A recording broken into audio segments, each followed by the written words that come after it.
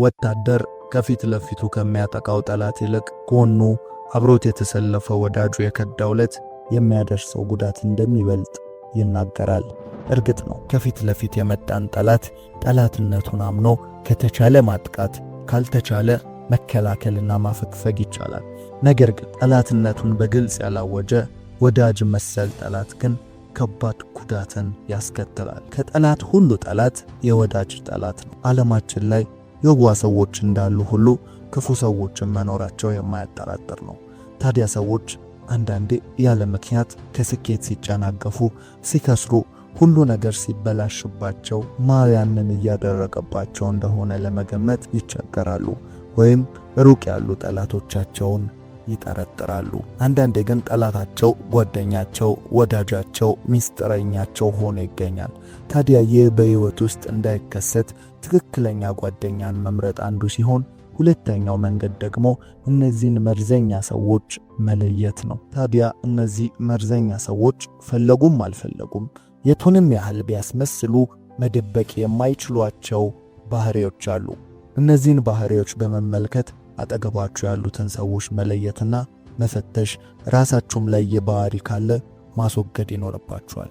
ስለዚህ በዛሬ ቪዲዮ የአስመሳይ የመርዘኛ ሰዎችን 10 ባህሪያት እናቀርብላችኋለን። ማሳሰቢያ፣ እነዚህን ባህሪያት ስታውቁ ምናልባትም በወዳጃችሁ ላይ ስታስተውሉ በጥበብና እንደ ባለ አእምሮ ሰው የሚገባውን ብቻ እንድታደርጉ በትህትና እናሳስባለን።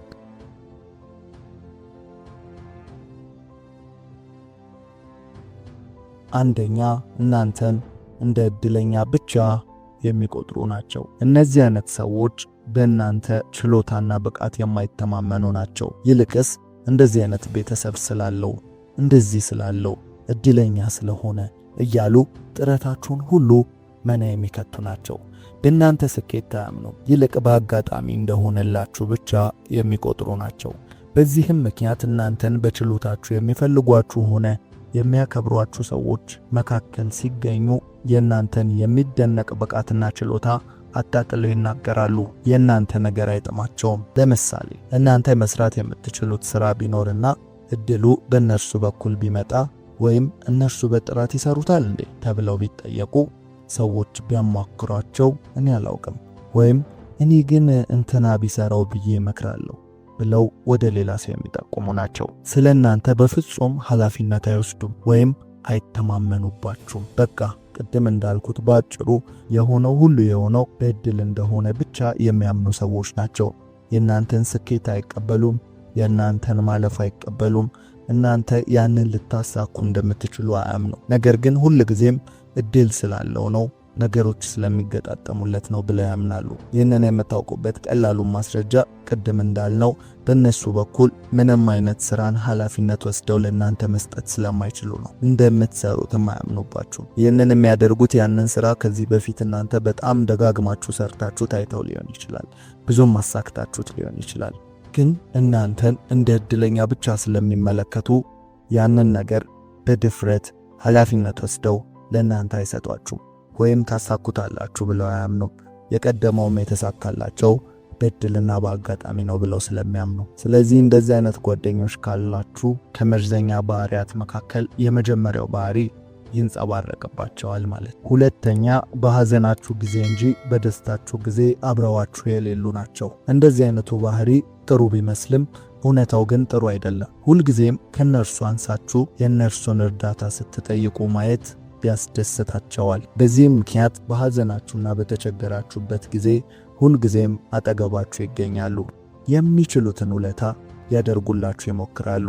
ይህ ግን እነርሱን ለእናንተ ብቸኛና ሌላ ማንም እንደሌላችሁ በሚያደርግ ስሜት ነው። ታዲያ ይህንን እርዳታ ምናልባትም ነገ እንደ ትልቅ ውለታ እናንተን የሚያስሩበት ነው። ስለዚህ በአስደናቂ መንገድ በችግራችሁ ጊዜ እንደ መልአክ ይሆኑላችኋል፣ እስክትደነቁም ድረስ ይረዷችኋል። ችግሩ የሚፈጠረው ግን እናንተ ከዛ ሐዘንና ችግር ወጥታችሁ ወደ ደስታ መሄድ ስትጀምሩ ነው። ያን ጊዜ የእነርሱን እርዳታ መጠየቅ እያቆማችሁ እንደሆነ ሲሰማቸው ከእነርሱ በታች የነበራችሁት ሰዎች አሁን እኩል ወይም በልጣችሁ ስትገኙ ይቀናሉ። ዛሬም እንደ ትላንት በእነርሱ ክንድ ላይ ስታለቅሱ ብቻ እንጂ ስትስቁ ማየትን አይፈልጉም። በደስታችሁ ጊዜ ከናንተ ጋር መጣላት ይጀምራሉ። ትኩረት እየሰጣችኋቸው እንዳልሆነ፣ ጣል ጣል እያረጓቻቸው እንደሆነ መናገር ይጀምራሉ። ድሮ የምታውቁትን መልካምነት ሁሉ ይጠፋል። ከቻሉ የእናንተን ነገር ሊያበላሹ ወይም ሊያጨናግፉ ይችላሉ። በቃላቶቻቸው መሃል እናንተ ያላችሁን በራስ መተማመን ዝቅ የሚያደርግ ነገር መናገር ይጀምራሉ። ትላንታችሁን፣ ስህተታችሁን፣ ውድቀታችሁን እያስታወሱ ሊያሸማቅቋችሁ ይሞክራሉ። ከባድ የሆነ መገፋት፣ ንቀት ከነዚህ ሰዎች ልትቀበሉ ትችላላችሁ። ታዲያ እነዚህ ሰዎች በደስታችሁ ጊዜ ስትፈልጓቸው አይገኙም። ቅናታቸው ስለሚታወቅ ይደበቃሉ። ይልቅ እየራቁ ይመጣሉ። እንደ ትላንቱ ከነርሱ ብቻ እየተቀበላችሁ እነርሱን ብቻ እየለመናችሁ ካልሆነ እናንተ ተለውጣችሁ ልትሰጧቸው ወይም ልታበድሩ፣ ልትረዷቸው እጃችሁን ስትዘረጉ ይቃወማሉ። ከናንተ አይቀበሉም። በቃ ትክክለኛ ቅናትን ታያላችሁ። እስከደረሱባችሁና በእናንተ ላይ ስልጣን እስከሚኖራቸው መንገድ ድረስ ተከትለው ሊያስቆሟችሁ፣ ሊያስፈራሯችሁና ሊያበላሹባችሁ ይሞክራሉ። ነገር ግን እነዚህን ሰዎች በደንብ ርቀት ስትፈጥሩ፣ የእውነትም ሲሳካላችሁ፣ መድረስ የማይችሉበት ቦታ ላይ ስትሆኑ መልሰው ለእናንተ መሆን መስማማት ይጀምራሉ። ከእንደዚህ አይነት ሰዎች ራቁ። አስመሳይ ናቸው። የእናንተን ስኬት፣ ደስታ አይፈልጉም። ሁልጊዜም ሐዘናችሁን፣ ለቅሷችሁን እያዩ ማባበልን፣ መርዳትን ይመርጣሉ። ሁልጊዜም ከነሱ የበታች ሆናችሁ እንድትቆዩ ይፈልጋሉ። እነዚህ ሰዎች ከመርዘኛ ሰዎች ባህሪያት መካከል ሁለተኛው ባህሪ ያለባቸው ሰዎች ናቸው። ሶስተኛው ሐሜተኞችና ሚስጥርን የሚያወሩ። እነዚህ ሰዎች ስለ ሰው የሚያወሯችሁና የሰዎችን ሚስጥር የሚነግሯችሁ ከሆነ ማመን የለባችሁም። ምክንያቱም ያ የሚነግሯችሁ ሰው ሚስጥር ያ ሰው እንዳትናገሩ ብሎ የነገራቸው ነውና። ስለዚህ ነገም የእናንተን ሚስጥር የአደባባይ ሆኖ ከማግኘታችሁ በፊት እነዚህን ሰዎች ለዩ። እነዚህ ሰዎች በተከታታይ ስለ ሰዎች ብቻ ከሆነ ወሬያቸው ነገም እናንተን በሰዎች ዘንድ እንደሚቦጭቋችሁ እወቁ።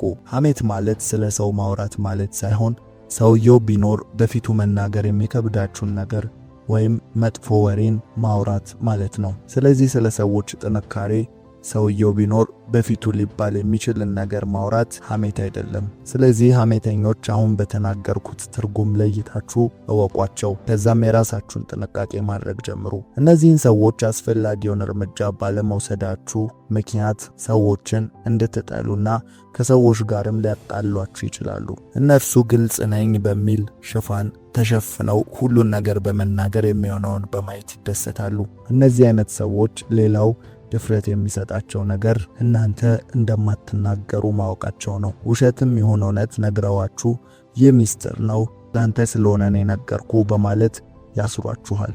ስለዚህ ሄዳችሁ እውነትነቱን እንኳን ባላወቃችሁት ነገር ስትብከነከኑ ትኖራላችሁ። ስለዚህ ሁልጊዜም ቢሆን የራሳችሁን ሚዛናዊ የሆነና ትክክለኛ ውሳኔ እንዲኖራችሁ ስለ ሰውም ሆነ ሰውዬ የነገራቸውን አምጥተው የሚያወሩላችሁን ሰዎች ማመን አቁሙ። ይህ ባህሪ የአስመሳይ ሰዎች ሶስተኛው ባህሪ ነው። አራተኛ የእናንተን ውድ ነገር የሚንቁ። እነዚህ ሰዎች በእርግጥ በቀልድ መሰል ወይም በፉገራ ሊሆን ይችላል የሚያደርጉት። ነገር ግን እናንተ ያከበራችሁትን ወይም ውድ የምትሉትን ነገር መናቃቸውን ያሳያችኋል። ይህ ማለት ምናልባትም ህልም፣ ራእያችሁን ወይም ደግሞ እሴቶቻችሁን ሊሆኑ ይችላሉ። ህልምና ራእይ ስንል አንድ ቀን እንደ ወዳጅ ማድረግ የምትፈልጉትን ግን አሁን ባላችሁበት ሁኔታ ሊሳካ አይደለም ሊታሰብ የማይችልን ነገር ነግራችኋቸው ይሆናል። በቀልድም ሆነ በፉገራ መሰል ነገር በጫውታ መሃል ነካ የሚያረጓችሁና የሚስቁ አንዳንዴም ስማችሁን ሁላ በዛ ባላችኋቸው ነገር የሚጠሯችሁ ከሆነ እነዚህ ሰዎች እናንተ ውድ ያላችሁትን ያከበራችሁትን ነገር የሚንቁ ሰዎች ናቸው። ታዲያ እነዚህ ሰዎች ከህልም ከራእይ በላይ በእናንተ እሴት ወይም የህይወት ህግ የሚያሾፉ ናቸው። ሌላው ያከበረላችሁን እናንተ በተለየ መንገድ ይህንን ነገር አልወድም ወይም አላደርግም አልፈልግም ያላችሁትን ነገር በመናቅ ሲያደርጉባችሁና እነርሱ ላይ ምንም ማድረግ እንደማትችሉ ሲያሳዩአችሁ ሲቀልዱባችሁ የሚኖሩ ናቸው። እነዚህ ሰዎች የእናንተን ድንበር አያከብሩም፣ ድንበራችሁን አይጠብቁም። ሁሉን ነገር ዝም ብላችሁ የምትሉና ትኩረት ፍለጋ የምታደርጉ አድርገው የሚቆጥሯችሁ ሰዎች ናቸው። በሰዎችም ፊት በዚህ ሐሳባቸው በጨዋታና በሳቅ መልክ የሚያሸማቅቋችሁ፣ እንደውም ሌላ ሰው ጋር የተከበራችሁትን ወይም ቦታችሁን ዝቅ የሚያደርጉ ናቸው። እነዚህ አይነት ሰዎች ለራሳቸው ካላቸው የዘቀጠ አስተሳሰብ እናንተን በመናቅ ራሳቸውን ለማከም የሚጥሩ ናቸው። ወደ ወደቁበት ገደል ይዘዋችሁ ለመውረድ የሚጥሩ ናቸው። ስለዚህ እነዚህን አይነት ባህሪ ያላቸውን ሰዎች በጥበብና በማስተዋል እርምጃ ልትወስዱባቸው ይገባል። እናንተ ውድ የምትሉት ነገር ምንድን ነው? እናንተ አላስነካም የምትሉት ነገር ምንድን ነው? በእናቴ ቀልድ አልወድም፣ በቤተሰቤ ቀልድ አልወድም፣ እቤት አምሽቼ አልገባም። የትኛውንም ድንበራችሁ ሊሆን ይችላል። ባክህ ዝም ብሎ ነው ና ብታመሽ ምን አለበት እያሉ የእናንተን ትክክለኛ የሆነ እሴቶቻችሁን እያለፉ የሚመጡና የእናንተን ድንበር የሚጥሱ ሰዎች መርዘኛ ሰዎች ናቸው። በሌሎች ዘንድ ያስከበራችሁትንም ድንበር የሚያስጥሱ ናቸው። በሌሎችም ዘንድ ንቀትን እንዲፈጠር የሚያደርጉ ናቸው።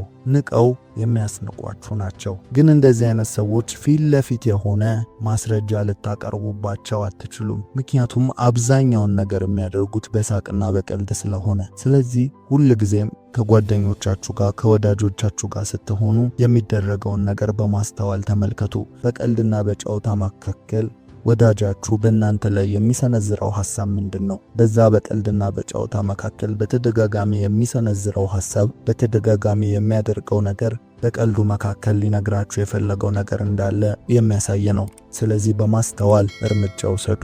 አምስተኛ፣ የሚፈርዱባችሁና ከመጠን በላይ የሚተቿችሁ ናቸው። ይህ ባህሪ ሰዎችን እጅግ ግራ ያጋባል። ምክንያቱም አንዳንዴ ሲበሳጩባችሁ፣ ሲተቿችሁ ለኔ ብለው ነው ብላችሁ ልታስቡ ትችላላችሁ። ግን ጓደኛና ወዳጅ ሁሉን ነገር በገደብና በትክክለኛው መንገድ ሊያደርገው ይገባል። ይህ ማለት የእናንተንም ሁኔታ መረዳትና ከቻለ በሚችለው መንገድ ማገዝ ይገባዋል። ነገር ግን መተቸትና መፍረድ ቢያስፈልግ ትክክለኛው መንገዱን በሚያመላክት መልኩ እንጂ በዘፈቀደ መሆን የለበትም። ደግሞ የሚተቹበትንም ሰዓትና ጊዜ መኖር አለበት። እነዚህ ሰዎች ግን በየዕለቱ ሙሉ እንዳልሆናችሁ እንዲሰማችሁ የሚያደርጉና የሚያሸማቅቋችሁ ሲሆን ከነርሱ ጋር ስትሆኑ የጎዶሎነት ስሜት የሚሰማችሁ አይነት ናቸው። በቃ እነዚህ ሰዎች ከትክክለኛው አቅጣጫ ይልቅ ብዙ ሰዓትን ድክመታችሁን፣ ስህተታችሁ ላይ አተኩረው የሚያወሩ ናቸው። አንተ እኮ እንደዚህ እያሉ በራስ መተማመናችሁን ያወርዳሉ። ይህ አንድ ለነሱ ሁሌም የነሱ ጥገኛ እንድትሆኑ የሚረዳቸው ሲሆን፣ ሌላው በእናንተ ፊት ንጹህና እንከን የሌለባቸው ሆነው እንዲታዩ ይረዳቸዋል። ስለዚህ እንደዚህ አይነት ሰዎች በአቅራቢያችሁ ካሉ ወይም ወዳጃችሁ ከሆኑ በፍጥነት ከነሱ ቁጥጥር ራሳችሁን አውጡ። እነርሱ እናንተን እንደራሳቸው አድርገው ሊሰሯችሁ፣ የነርሱ ቡችላ ሊያደርጓችሁ የሚጥሩ ናቸው። ስለዚህ በቁጥጥር ውስጥ ከመሆናችሁ በፊት ራሳችሁን ከቁጥጥሩ አስወጡ።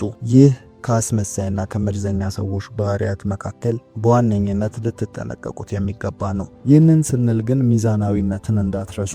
ሁልጊዜም ጓደኛ ስህተትና ድክመታችሁን አይናገርም ማለት አይደለም። ነገር ግን ስህተትና ድክመታችሁን ከነ ማስተካከያችሁ የሚነግራችሁ መሆን አለበት እና ደግሞ የሚነግርበትን ሰዓትና ጊዜ ማወቅ አለበት። በጓደኞቻችሁ ፊት በብዙ ሆናችሁ በተቀመጣችሁበት ፊት ያንን ስህተትና ድክመት በእናንተ ላይ መናገር የለበትም። ብቻችሁን ስትሆኑም ደግሞ ሁልጊዜም እየደጋገመ የሚናገር መሆን የለበትም። ቅድም እንዳልኩት እንደዛ የሚናገር ከሆነ በአእምሯችሁ ላይ ሁለት አይነት ተጽዕኖን ይፈጥራል። አንደኛ ሁልጊዜም ከእርሱ ጋር ስሆን ነው ትክክል መሆነው፣ ስህተቴን የሚያርምልኝ እሱ ነው ብላችሁ ስለምታስቡ ሁልጊዜም የራሱ ጥገኛ ያደርጋችኋል። ይህንን ወጥመድ ካላወቃችሁት እናንተ በራሳችሁ ሙሉ ሆናችሁ መራመድ የማትችሉ እስኪመስላችሁ ድረስ በአእምሯችሁ ላይ ተጽዕኖን ይፈጥራል። ስለዚህ ሁልጊዜም የእርሱ ጥገኛ ለመሆን ትጥራላችሁ ማለት ነው። ሁለተኛው ደግሞ እርሱ በእናንተ ዘንድ ጻድቅ ሆኖ እንዲታይ ይረዳዋል። ሁልጊዜም ቼኩስታ የሚባል ዘዴ አለ። ስለሌላኛው ድክመት ማውራት እኔ ንጹህ ነኝ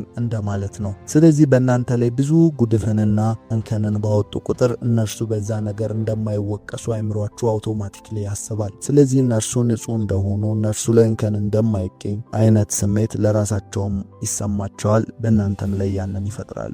ስለዚህ ቶሎ ብላችሁ ከዚህ የአእምሮ ወጥመድ ራሳችሁን አስመልጡ ማለት ነው። እንደዚህ አይነት ወዳጅ ካላችሁ መፍትሄው መራቅና መራቅ ብቻ ነው። ሁልጊዜም ድክመታችሁ እየተነገራችሁ፣ ሁልጊዜም ስህተታችሁ እየተነገራችሁ፣ ሁልጊዜም የምታደርጉት ነገር ሁሉ ጎጂ እንደሆነ እየተነገራችሁ በየቀኑ በራስ መተማመናችሁ እየወረደ መኖር የለባችሁም። ስለዚህ መፍትሄው ሌላና ሌላ ሳይሆን መራቅና መራቅ ብቻ ነው። ስድስተኛው በጣም ከሚያደንቋችሁና ከሚያሞካሻችሁ ሰዎች። ይህም በተመሳሳይ ነው። ነገሮች ከፍ ብለው ሚዛናቸውን ካልጠበቁ ስህተት እንደሆነ እያወቃችሁ ሂዱ።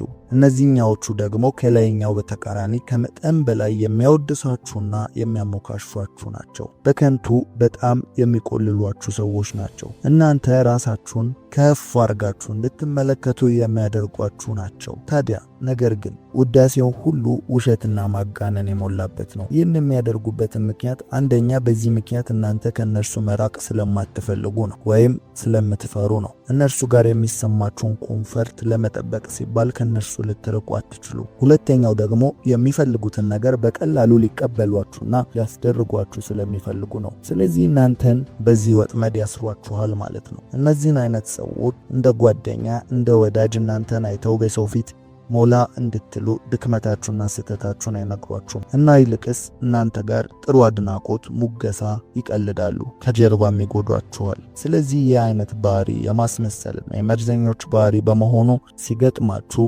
በአይምሮ የሆነ ትክክለኛ እርምጃን ልትወስዱባቸው ይገባል። አላስፈላጊ የሆነ ሙገሳም ሆነ ማሞካሸት በጓደኝነት ውስጥ ጠቃሚ አይደለም።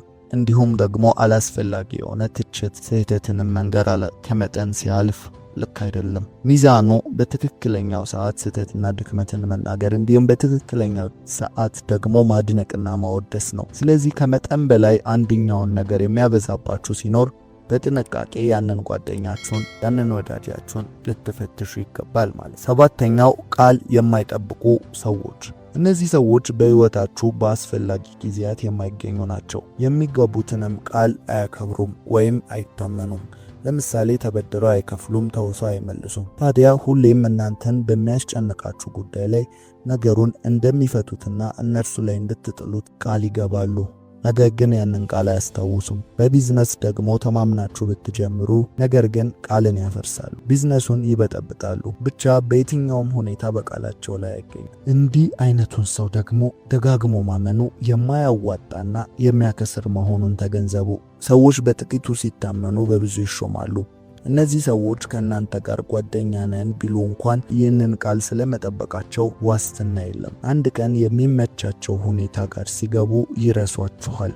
በራሳቸው ነገር ላይ ቢዚ ይሆናሉ። ከእናንተ ጋር አያሳልፉም። በቃ ሁልጊዜም ቢሆን ከኔ ጋር ናቸው ብላችሁ ልባችሁ እንዲያርፍ ማድረግ አይችሉም። ሁሌም በሐሳብና በምኞታቸው ሌላ ቦታ ናቸው። ሁሌም ሰው ቃሉን የማይጠብቀው እንዳይፈጸም የሚያደርገው ነገር ሲከሰት ነው። ቃሉን የሚጠብቀው ደግሞ ያ እንዳይፈጸም ያደረገውን ነገር ዋጋ ከፍሎ ቃሉን ሲፈጽም ነው። እነዚህ ሰዎች ግን ምንም አይነት ጉልበት ማባከን አይፈልጉም። ለእናንተ ምንም አይነት ጥረት አያደርጉም። በቃ በአጭሩ በጣም ከተመቻቸው ብቻ ቃላቸውን ያከብራሉ። ካልሆነ ግን ሁልጊዜም ወደ ምቾታቸው ያደላሉ። ይህንን ሲያረጉ ግን እናንተን ምናልባት አውላላ ሜዳ ላይ ጥለው ሊሆን ይችላል። በእነርሱ ተማምናችሁ ሁሉ ነገር ትታችሁላቸው ሊሆን ይችላል። ስለዚህ ቃልን አለመጠበቅ ከአስመሳይ ሰዎች ባህሪያት መካከል ሰባተኛው ነው። ስምንተኛው ጥቅመኛ ናቸው። እንደዚህ አይነት ሰዎች ከጊዜው ጋር የሚቀያየሩ ናቸው። ከእናንተ ጋር የሚሆኑት ስለሚያገኙት ጥቅም ብቻ ሲሉ ነው። ታዲያ ለእናንተ ምንም አያስቡም። ሁሌም ከእናንተና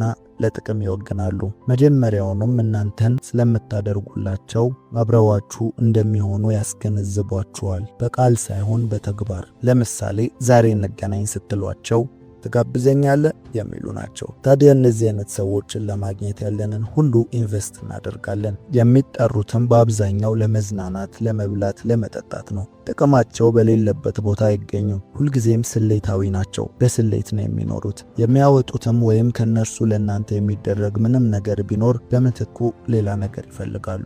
ስለዚህ ባህሪያቸው ተቀያያሪ ነው። እናንተ ጋር ሌሎች ጋር የሚያሳዩት ባህሪ ይለያያል። ጥቅመኛነት በብዙ ሰዎች ላይ ይስተዋላል። በጥቂቱም በማንም ሰው ዘንድ አለም ተብሎ ይታሰባል። ሰው ጥቅም ባያገኝ ማንንም ከማንም ጋር አይሆንም ነበር። ጓደኛህን፣ ወዳጅህን ሁሉ የምትመርጠው የሚሰጥህን ጥቅም በማሰብ ነው። ለህልሜ ይረዱኛል፣ ራዕይን ይደግፋሉ፣ ባህሪ እንጣጣማለን። ይህ ሁሉ ጥቅምን ለማግኘት ቢሆንም ሰውኛና የተለመደ ነው። እነዚህኞቹ ግን ከዚህ በተለየ መንገድ ጥቅምን ሳይሰጡ መቀበል ላይ ብቻ የሚያተኩሩ ናቸው። ህይወታቸው የተሞላው በእንደዚህ አይነት ቀመር ነው። ምናልባትም አስተዳደግ ወይም ያኖሩበት ስፍራ አካባቢ ሊሆን ይችላል። ግን ሁሌም እንደ ነጋዴ ያስባሉ። ያተርፈኛል ወይ ያዋጣኛል ወይ ነው ሐሳባቸው። እንደዚህ አይነት ሰዎች ማመንንም ሆነ አብሮ መኖሩ ብዙን ዋጋ ሊያስከፍል ይችላል። ምክንያቱም ሁሌም እስካላችሁ ድረስ እንጂ የሐዘንና የችግር ቀን ወዳጆች አይደሉም። እነዚህ ከሁለተኛው ነጥብ ካነሷቸው ሰዎች ተቃራኒ ናቸው። እነዛ በሐዘን ኖረው የደስታ ጊዜ ሲሸሹ፣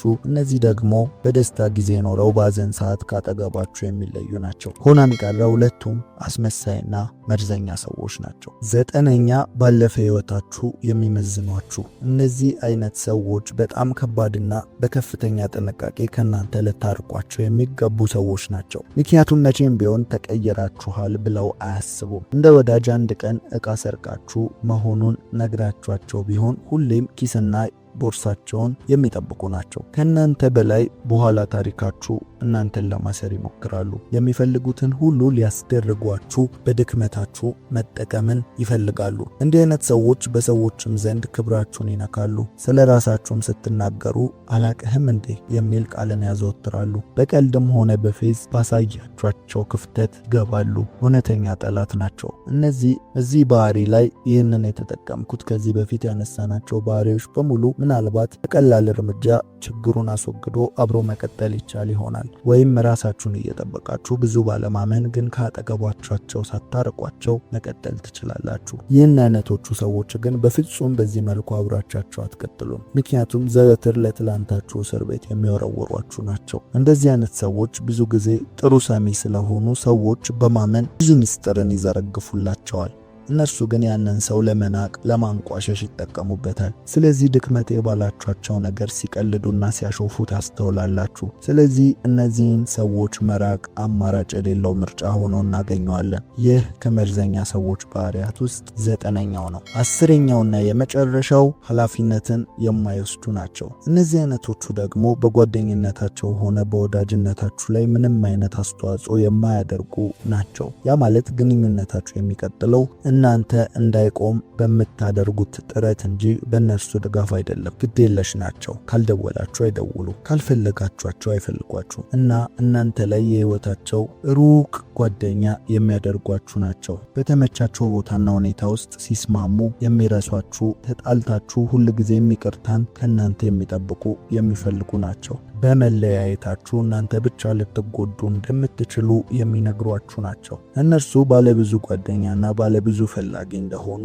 የሚያሳዩአችሁ ናቸው። እነዚህ ሰዎች ለግንኙነቶቻቸው ኃላፊነትን አይወስዱም። ስለዚህም እናንተ ውስጥ ሁሌም ጥያቄን ያኖራሉ ወይም ይፈጥራሉ። ለምን አንለያይም ስትሉ አጠገባችሁ ናቸው። አጠገቤ ናቸው ስትሉ ደግሞ የሉ። በቃ እንደ ሙዳቸው ናቸው። በመስመር ውስጥ አይገቡም። እነዚህ ሰዎች ህይወት ላይ ፈሪ ናቸው። በጓደኝነታችሁ ብቻ ሳይሆን ምንም አይነት ስራ አብራቻቸው የምታደርጉበት ሀሳብ ቢኖራችሁ ኃላፊነትን ስለማይወስዱ ትጎዳላችሁ። ገንዘብንም ሆነ ምንም ነገር አምነው ኢንቨስት አያደርጉም። ምንም አብረው አይጀምሩም። የማለት ስትጀምሩ ግን አለውበት የሚሉ ናቸው። ትርፍን እንጂ ኪሳራን የማይጋሩ ናቸው። እንዲህ አይነቶቹንም ሰዎች ማመኑ አስፈላጊ አይደለም። በግንኙነት ውስጥ ሁለታችሁም የየራሳችሁን ጥረት ማድረግ አለባችሁ። ጥረቶቻችሁን መለካካት የለበትም። ነገር ግን ሁልጊዜም የሆነ ግንኙነት አስቀጣይነት የሚቀጥለው በአንዱ ፈላጊነት ላይ ብቻ ከሆነ ነገርየው ሊፈተሽ ይገባል። ያኛው ይጠላዋል ግንኙነቱን ወይም አይፈልገውም እያልን አይደለም፣ ግን ለግንኙነቱ ኃላፊነትን አይወስድም። ለጀመረው ግንኙነት በመደወል እንዲሁም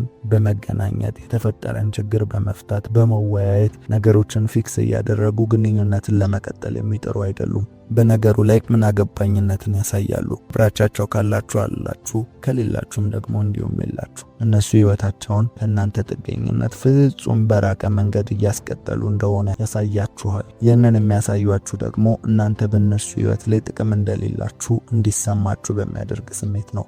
ኃላፊነት አለመውሰዳችሁ ብዙ ችግርን ይዞባችሁ ይመጣል። እናንተ ጥገኛ እንደሆናችሁ፣ እናንተ ብቻ ፈላጊ እንደሆናችሁ እንዲሰማችሁ ያደርጋል። ስለዚህ እንደዚህ አይነት ሰዎችን ራቅ ማለቱ አስፈላጊ ነው። ለዛሬ ያዘጋጀንላችሁ ይህንን ነበረ። ይህ 10 ባህሪዎች በተለያየ መንገድ በብዙ ሰዎች ላይ የሚገለጥ ነው። ወዳጅነቱም ወይም ግንኙነቱ ልክ እንዳልሆነም የሚጠቁሙ ምልክቶች ናቸው። እናንተም ላይ ካለ እንድታስተካክሉ፣ ሰዎችም ላይ ማስተካከል ከተቻለ ብትሞክሩ፣ ካልተቻለ ደግሞ ራሳችሁን እንድትጠብቁና እንድትጠነቀቁ በተጨማሪም ተገቢውን እርምጃ እንድትወስዱ እናሳስባለን።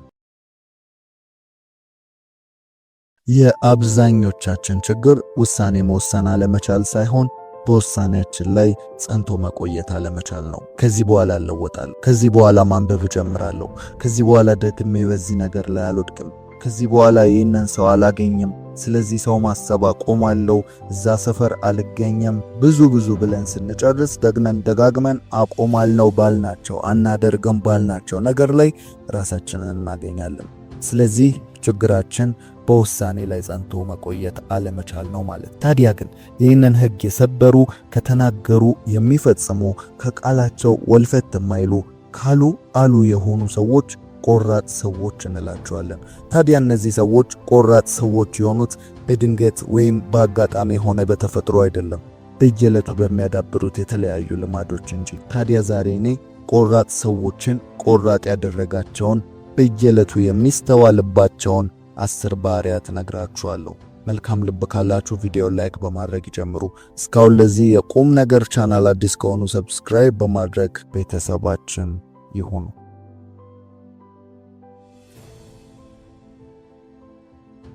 ከቆራጥ ሰዎች ባህሪያት መካከል አንደኛው እምቢ ማለት አይፈሩም። አስመሳይ አይደሉም። ላመኑበት ነገር ካልሆነ በቀር ይሉኝታ አያጠቃቸውም። እምቢ የማለት አቅማቸው ከፍተኛ ነው። እነርሱ ጋር የብዙ ሰው ሐሳብ ስለሆነ ሳይሆን ሐሳቡ ልክ ከሆነ ብቻ ነው የሚመርጡት። ከብዛት ጥራት ላይ ያተኩራሉ። ታዲያ ይሄ ድንገትና ትልልቅ ውሳኔ ላይ የተገለጠ ከመሰላችሁ ተሳስታችኋል። በየዕለቱ የቤት ውስጥ ባህሪያቸው ነው። አላስፈላጊ ከመሰላቸው እሺ አይሉም። ለምሳሌ ያለ እቅዳቸው ጓደኛቸው ና ይህንን ዕቃ ገዝተን እንምጣ፣ ናውጣ፣ እስቲ ላግኝክ የመሳሰሉ ነገሮችን ቢባሉ መልሳቸው የታወቀ ነው። በአማረና በማያስከፋ ቃል እቅዳቸው እንዳልሆነ ይናገራሉ። ታዲያ ግን አይሆንም ሲሉ አይሆንም ነው፣ ለመግደርደር አይደለም። ይህ ትንንሽ አቋም ቀስ በቀስ እነርሱን ቆራጥ አድርጎ ያሳያቸዋል። በይሉኝታ የሚጠቁ እሽታን የሚያበዙ ሰዎች የህይወት ዕጣ ፈንታቸው ለሰዎች ባሪያ ሆኖ መኖር ይሆናል። የሌሎችን ራዕይ፣ የሌሎችን ግብ ለመፈጸም ሲያሳድጉ የራሳቸውን ህይወት ጥለው ለሌሎች በመኖር ዘመናቸውን ያቃጥላሉ።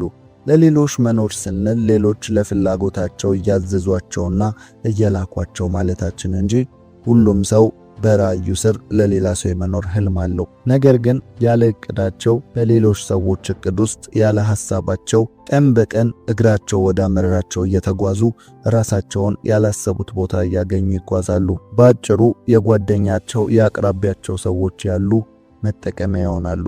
ህልማቸውን፣ ራእያቸውን እነርሱ ወደ ምድር የመጡበትን ምክንያት ቀን በቀን እየገደሉ ይኖራሉ። የኛ ማህበረሰብ መልካም እሴት እንዳለው ሁሉ ዛሬ ለዚህ እንዲጋለጥ ያደረገው ደግሞ ብዙ ያልተገባ የማህበረሰብ ህጸጽና ባህል እንዳለ ግልጽ ነው። ስለዚህ ሰው በህሊናው እየተመራ መልካምና ክፉውን በማህበረሰብ አይን ሳይሆን በራሱ አእምሮ እየፈተነ መኖር ይገባዋል። ማህበረሰብ ወይም ባህል ራሱ የተፈጠረ ነው። የፈጠረውም ደግሞ እንደኛው ሰው ነው። ሲወራረስ ዛሬ እኛ ጋር ደረሰ። እኛም እንደ ትውልድ መልካሙን አስቀጥለን ክፉውን ማስወገድ ይጠበቅብናል ማለት ነው። ስለዚህ እኛ የምንኖረው የግል ህይወት መሆኑን ተገንዝበን እንደ ማህበረሰብ የተሰጠ ነፍስ እንደሌለ ተረድተን የግል ነፍሳችንን ወደ ምድር የመጣችበትን ምክንያት ልንፈጽም ይገባል። ያ ደግሞ የግዴታ ብዙ ነገርን እንቢ ማለትን ይጠይቃል። እንቢ ቀላል ዋጋ አይደለም፣ ትልቅ ዋጋን ያስከፍላል። ግን ያን ዋጋ ለመክፈል ዝግጁ የሆነ ሰው የዋጋውን ያህል ጣፋጭ ፍሬን ይመገባል። ስለዚህ ቆራጥ ሰው እምቢ ማለትን አይፈራም። ሁለተኛ፣ ቃላቸውን በቀላሉ አይሰጡም። በአጭሩ ቃል ለመግባት ጊዜ ይወስድባቸዋል። ይህ ባህሪያቸው ለብዙ ሰው አስቸጋሪ ይመስላል። ቶሎ እሺ ስለማይሉ፣ ቶሎ ስለማይስማሙ በብዙሃኑ ዘንድ ከነርሱ ጋር መደራደር እንደ ከባድ ይቆጠራል። ግን ይሄ የሚሆነው ሰዎች እነርሱ ማን እንደሆኑ እስኪያውቁ ድረስ ብቻ ይሆናል። ምክንያቱም በስህተት እንኳን ቃል ከገቡ ቃላቸውን የሚጠብቁ ሰዎች በመሆናቸው ነው። ስለዚህ በጊዜ ሂደት እንደነርሱ ውድና የሚፈለግ ሰው አይኖርም ማለት ነው። ታዲያ እነዚህ ሰዎች ከሚታወቁባቸው ዋነኛ ባህሪያት መካከል ቃል ባለመግባት ነው። በስሜታዊነት ወይም በደንብ ሳያስቡ በነገሮች ላይ አይስማሙም። ድርድርን አፍራሽ ወይም አብዛኛውን ጊዜ እምቢ በማለት ይታወቃሉ። ቅድም እንዳነሳ ነው ማለት ነው። ይህ ድንገትና ትልልቅ ጉዳዮች ላይ ብቻ ግን የሚከሰት ጉዳይ አይደለም። ይህ ጉዳይ በየዕለቱ በትንሽ ትልቁ የሚያደርጉት ነው። ለሌላ ሰው 7 ሰዓት በቃ እንገናኛለን ተባብሎ 9 ሰዓት ላይ መገናኘት ኖርማል ሊሆን ይችላል። ለነሱ ግን 7 ሰዓት ስትሉ አይ ፕሮግራም አለኝ 9 ሰዓት እናድርገው በማለት የሚያስተካክሉ አይነት ሰዎች ናቸው። ግን በሰዓታቸው ላይ ይገኛሉ። የማይችሉትን ነገር በይሉኝታ አድርጋለሁ አይሉም። በቃ በብዙ ቃል ራሳቸውን አያጠላልፉም። ለቃላቸው ዋጋ ይሰጣሉ። ትንሽ ቃል ይገባሉ፣ ግን በቀላሉ አይደለም። የገቡትን ቃል ግን በአግባቡ የሚፈጽሙ ሰዎች ናቸው። እነዚህ ሰዎች ቆራጥ ሰዎች ናቸው። ሶስተኛ፣ ዘወትር የመሻሻል ዝንባሌ ያላቸው። ይህ የቆራጥ ሰዎች መገለጫ ነው። ሁልጊዜም በአንድ የምቾት ቀጠና ውስጥ መቀመጥ እረፍት አይሰጣቸውም። ለእነርሱ የነበሩበት ቦታ ደግሞ መገኘት ነውር ነው። ስለዚህ በሁሉም ዘርፍ ላይ መሻሻል እንዲመጣ ይጥራሉ። ራሳቸውን ያስተምራሉ፣ ያሰነጥላሉ። ይህ ራሱ አንድ ቁርጠኝነትን የሚጠይቅ ተግባር ነው። ታዲያ ግን በየዕለቱ የሚያደርጉት ጥቂት ጠብታ ተጠራቅማ እነሱን ቆራጥ ሰው ታደርጋቸዋለች። ይህ ማለት በስሜታዊነት ተነሳስቶ በአንድ ቀን ብዙ መጽሐፍትን ማንበብ የማይቀጥል ትጋትን ስለማሳየት አይደለም። ይህ በእውነተኛና በትጋት ስለሚደረግ ጥቂት እርምጃ እንጂ። ሁሌም ድግግሞሽ የትልልቅ ውጤት ጀርባ ነው። ከአንድ የወደቀ ዛፍ ጀርባ በጥቂቱና በተደጋጋሚ የተሰነዘረ መጥረቢያ አለ። ሁሉም ትልልቅ ድሎች የትንንሽ ልምምዶች መገለጫ ናቸው። እናም የነዚህ የቆራጥ ሰዎች አካሄድ ነው። ጥቂት ነገር በጥቂቱ ግን በተደጋጋሚ ያደርጋሉ። ያም ዘወትር ያሻሽላቸዋል፣ በነበሩበት ቦታም እንዳይገኙ ይረዳቸዋል። አራተኛ፣ አዲስ ነገር አይፈሩም። ይህ የቆራጥ ሰዎች ቆራጥ ያደረጋቸው ዋነኛ ባህሪ ነው። ሁሌም ከተራራው ማዶ ምን እንዳለ ማወቅ ይፈልጋሉ። ለሚመጣው ነገር ዝግጁ ናቸው። ከለመዱት ቅጥር መውጣት አያስፈራቸውም። ይህም በብዙ ሰው ዘንድ አስፈሪ ያደርጋቸዋል። ባልተለመደ መንገድ ይሰራሉ። ውጤቱ ምንም ይሁን ምን አያስፈራቸውም። ሁሌም ስኬትን አይጠብቁም። ነገር ግን ውድቀት እንኳን ቢሆን በመንገዳቸው ግን ደስተኛ ናቸው። በዚህ ሂደት ውስጥ መሆንን ይመርጣሉ። ስለዚህ ሁሌም በአቅራቢያቸው ሐሳቡን ለማድረግ ድፍረት ያነሰው ሰው ሁሉ ይሰበሰባል። አብረው እንዲያደርጉ ይጋበዛሉ። አዲስ ሐሳብ ሁሌም ወደ እነርሱ ይላካል። ይህንን ሲያደርጉ ምናልባትም ቅጥረኛ ለሰው የሚሰሩ ሊሆኑ ይችላሉ። ነገር ግን በአለቃቸው ዘንድ እንደ ዕንቁ ይታያሉ። ምክንያቱም የድርጅቱ አይን ስለሚሆኑ። ድርጅቱ ወይም አለቃቸው ብዙ ነገርን በእነርሱ በኩል ያስሞክራል። ምክንያቱም ፍርሃትን አያውቁም። ለአዲስ አካሄድና ፈጠራና ለአዲስ መንገድ ክፍት ናቸው። ኢማጂን የማድረግ አቅማቸው ከፍተኛ ነው። አዲስ ነገር ሆኖ ወርዶ በአካል ከማየታቸው በፊት በአይነ ህሊናቸው ይስላሉ። ጥሩ ኢማጂን የማድረግ ኃይል አላቸው። ምናባቸውን ከፍተኛ ያደርጋሉ። አርቀውም ይመለከታሉ። በድፍረትም አዲስ ነገርን ያደርጋሉ። ይህ ማለት በተዘዋዋሪ ኃላፊነትን ይወስዳሉ እያለን ነው። አምስተኛ ግልጽ ገደብ አላቸው። ይህ ማለት ቆራጥ ሰው ቀይ መስመሮች አሉት ማለት ነው። ማን እስከምን ሊቀርበው እንደሚገባ ያውቃል፣ ለሚቀርቡትም ያስታውቃል። ይህ ባህሪ ካላስፈላጊ ንቀትና ከብዙ ነገሮች የሚጠብቅ ነው። ቤተሰብ እንደ ቤተሰብነቱ በሕይወቱ ላይ ምን ድረስ ሊወስኑ እንደሚችሉ እንዲሁም ጓደኞች እርሱን ምን ያህል ሊመክሩት እንደሚችሉ ምን ያህል መብት እንዳላቸው መስመርን ያሰምራል። ባጭሩ በእያንዳንዱ ግንኙነት ውስጥ በደማቁ የተሰመረ ገደብን ያበጃል። እርሱ እንዲህ አይወድም፣ በዚህ ቀልድ አያውቅም የሚባሉ የእርሱ የሆኑ ግዛቶች አሉት። ይህ ከሰዎች ተጽዕኖ ነፃ የሚያወጣውና በቁጥጥር ስር እንዳይሆን የሚያደርገው ነው። ሁሌም ሰዎች የመስመር ካልተሰመረ ቤተሰባችሁ በትዳራችሁ ላይ፣ ጓደኛችሁ በስራችሁ ላይ፣ ብቻ ልኩን የማታውቁት የተወሳሰበ ሕይወትን ትመራላችሁ። ሁሉንም ሳታስከፉና ሳታስቀይሙ ለመጓዝ ስትሞክሩ በቁጥጥር ውስጥ ትወድቃላችሁ። ሁሉም ሰው ለእናንተ የሕይወት ኃላፊነት እንዳለበት ቆጥሮ የሚፈልገውን እንድታደርጉ ትዕዛዝ መስጠት ይጀምራል። ቤተሰብ እከሌን አግባ፣ እንትናን አታግባ እያለ ይመርጣል። ጓደኛ እኔ ሳላውቅ እንዴት ይህንን ትጀምራለህ እያለ ሁሉን ነገር ማሳወቅና መጀመር እንዳለባችሁ ይነግራችኋል። ብቻ የሕይወታችሁ ዘዋሪ በዝቶ ሁሉንም ለማስደሰት ስትጥሩ ራሳችሁን ታገኛላችሁ። የዚህ ትልቁ መፍትሄ ግን ገደብ ነው፣ ንጹህና ግልጽ ገደብ። ማንም ሰው እናንተ ሕይወት ላይ እስከምን ድረስ አስተያየት መስጠት እንዳለበት ጠንቅቆ ያውቃል። የማያልፉትን መስመር ማበጀት ይጠበቅባችኋል። ስድስተኛው የቆራጥ ሰው ባህሪ የጀመረውን መጨረስ ነው። ይህ ዋነኛ ባህሪ ነው። በዚህ ጊዜ ትኩረት እየተሸጠ ይገኛል።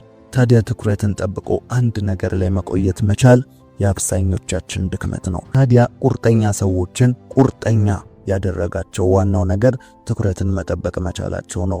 ያም አንድን ነገር ከጀመሩ ሳይጨርሱ ስለማያቆሙ ነው። ይህ ባህሪ በትልልቅ ነገር ላይ የሚገለጥ ከመሰላችሁ አሁንም ተሳስታችኋል። በየዕለቱ በጥቃቅን ነገር ላይ የሚያሳዩት ነው።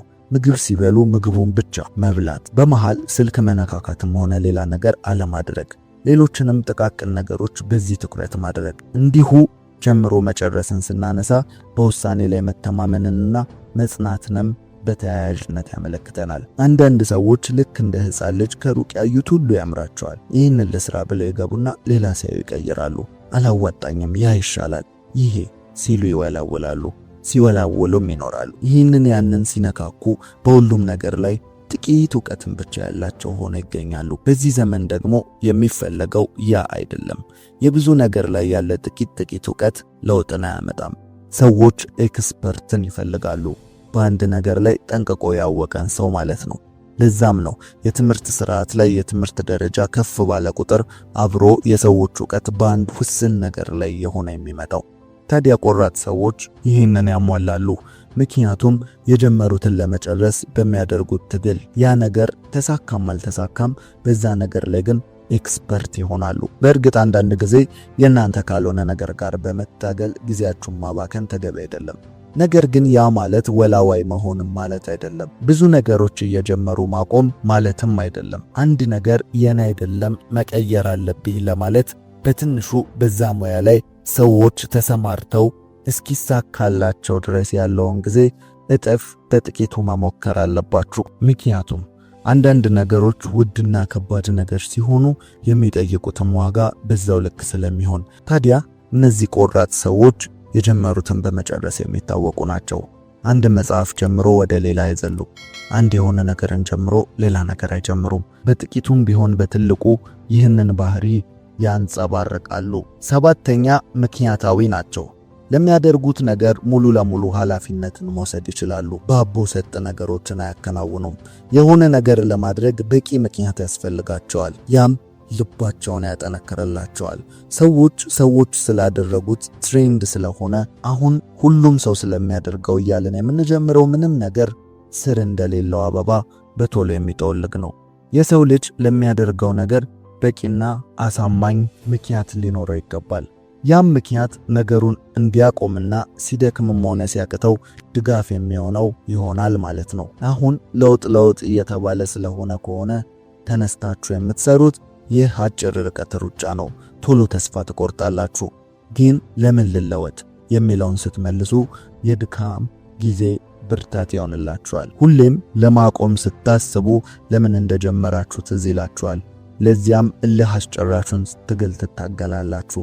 ያን ስታደርጉ ቆራጥ ትባላላችሁ። ቆራጥ ሰዎችም እንደዚሁ ነው። ይደክማቸዋል፣ ይሰንፋሉ፣ ያቅጣቸዋል፣ ተስፋ ይቆርጣሉ። ግን በቂ ምክንያት ለመቀጠል ይኖራቸዋል።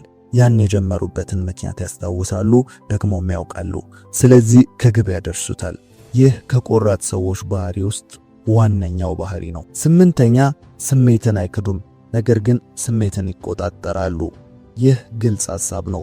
ቆራጥ ሰዎች ቆራጥ የሆኑት ስሜት ስለሌላቸው ወይም ለስሜት ቦታ ስለማይሰጡ አይደለም።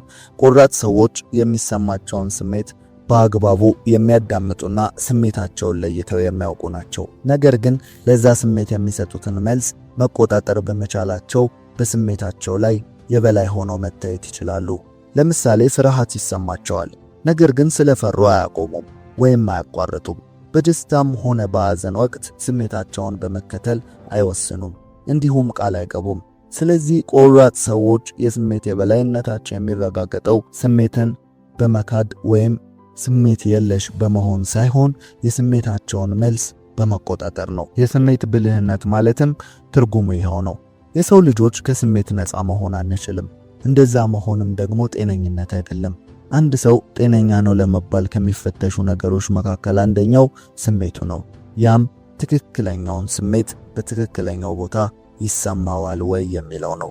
ሰው በሐዘኑ ከሳቀ፣ በሳቁ ጊዜው ደግሞ ከከፋው፣ እንዲሁም ምንም ይፈጠር ምንም አይነት ስሜትን የማያስተናግድ ከሆነ አንድ ጤናውን እያጣ ለመሆኑ ምልክት ወይም ማሳያ ይሆናል ማለት ነው።